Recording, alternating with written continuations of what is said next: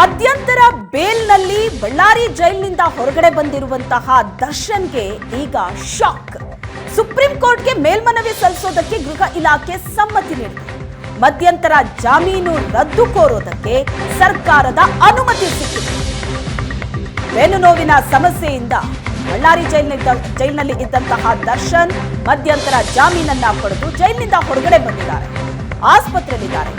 ಆದರೆ ಇನ್ನೂ ಸಹ ಸರ್ಜರಿ ಬಗ್ಗೆ ತೀರ್ಮಾನ ತಗೊಂಡಿದೆ. ಇದರ ನಡುವೆ ಮಧ್ಯಂತರ ಜಾಮೀನು ರದ್ದು ಕೋರೋದಕ್ಕೆ ಸರ್ಕಾರದ ಅನುಮತಿ ಕೂಡ ಸಿಕ್ಕಿದೆ. ಸುಪ್ರೀಂ ಕೋರ್ಟ್ಗೆ ಮೇಲ್ಮನವಿ ಸಲ್ಲಿಸೋದಕ್ಕೆ ಗೃಹ ಇಲಾಖೆ ಸಮ್ಮತಿ ಸೂಚಿಸಿದೆ. ದರ್ಶನ್ ಮಧ್ಯಂತರ ಜಾಮೀನು ರದ್ದು ಕೋರಿ ಮೇಲ್ಮನವಿ ಸಲ್ಲಿಕೆ ಆಗುತ್ತೆ. ಶೀಘ್ರವೇ ಪೊಲೀಸರು ಸುಪ್ರೀಂ ಕೋರ್ಟ್ಗೆ ಮೇಲ್ಮನವಿಯನ್ನ ಸಲ್ಲಿಸಲಿದ್ದಾರೆ. ಗೃಹ ಇಲಾಖೆ ಅಧೀನದಲ್ಲಿ ಬರುವಂತಹ ಪ್ರಾಸಿಕ್ಯೂಷನ್ ವಿಭಾಗ ಸಮ್ಮತಿ ಸೂಚಿಸಿದೆ.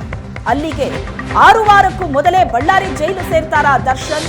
6 ವಾರದ ಮಧ್ಯಂತರ ಜಾಮೀನು. ವಿಪರೀತ ಬೆನ್ನು ನೋವಿನ ಸಮಸ್ಯೆ ಇದೆ, ಹಾಗಾಗಿ ತುರ್ತು ಶಸ್ತ್ರಚಿಕಿತ್ಸೆಯ ಅಗತ್ಯ ಇದೆ ಅಂತ ಮಧ್ಯಂತರ ಜಾಮೀನನ್ನ ಪಡೆದು ಬಳ್ಳಾರಿ ಜೈಲಿನಿಂದ ಹೊರಗಡೆ ಬಂದಿದ್ದಾರೆ ದರ್ಶನ್. ಈಗ ಆಸ್ಪತ್ರೆಯಲ್ಲಿದ್ದಾರೆ. 6 ವಾರದ ಮಧ್ಯಂತರ ಜಾಮೀನು. 6 ವಾರಕ್ಕೂ ಮೊದಲೇ ಬಳ್ಳಾರಿ ಜೈಲು ಸೇರ್ತಾರಾ ಹಾಗಾದ್ರೆ ದರ್ಶನ್? ಹೈಕೋರ್ಟ್ ಆದೇಶವನ್ನ ರದ್ದು ಮಾಡುವಂತೆ ಪೊಲೀಸರು ಮನವಿ ಸಲ್ಲಿಸುತ್ತಾರೆ. ಮೇಲ್ಮನವಿ ಅರ್ಜಿ ಸಲ್ಲಿಸೋದಕ್ಕೆ ಎಸ್ಪಿಪಿ ಪ್ರಸನ್ನ ಕುಮಾರ್ ರೆಡಿ ಆಗಿದ್ದಾರೆ. ಆಸ್ಪತ್ರೆಯಲ್ಲಿರುವಂತಹ ಕೊಲೆ ಆರೋಪಿಗೆ ಈಗ ಕಂಟಕ ಕಾದಿದೆ.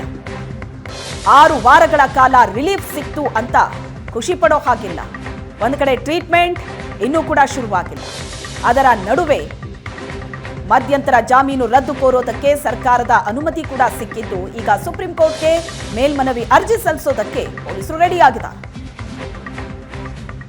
ರೇಣುಕಾಸ್ವಾಮಿ ಕೊಲೆ ಪ್ರಕರಣಕ್ಕೆ ಸಂಬಂಧಪಟ್ಟ ಹಾಗೆ ಏನು ಒಬ್ಬ ಪ್ರಮುಖ ಆರೋಪಿಗೆ ಇಂಟರಿಮ್ ಬೇಲ್ ಕೊಡಲಾಗಿತ್ತು. ಅದಕ್ಕೆ ಸಂಬಂಧಪಟ್ಟ ಹಾಗೆ ಸರ್ವೋಚ್ಚ ನ್ಯಾಯಾಲಯದಲ್ಲಿ ಅಪೀಲನ್ನು ಸಲ್ಲಿಸಲಿಕ್ಕೆ ಸರ್ಕಾರದಿಂದ ಅನುಮತಿ ಸಿಕ್ಕಿದೆ. ಅದರ ಅಪೀಲನ್ನು ನಾವು ಎಲ್ಲ ಕ್ರಮಗಳನ್ನು ಅನುಸರಿಸಿ ಸರ್ವೋಚ್ಚ ನ್ಯಾಯಾಲಯದಲ್ಲಿ ಫೈಲ್ ಮಾಡಲಿದೆ.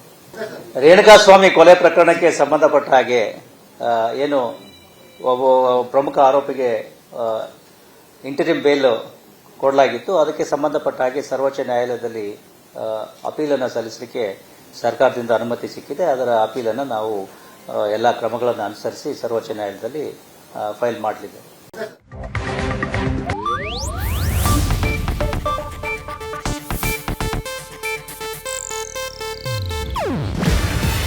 ಇದು ಏಷ್ಯಾನೆಟ್ ನ್ಯೂಸ್ ನೆಟ್ವರ್ಕ್ ಪ್ರಸ್ತುತಿ.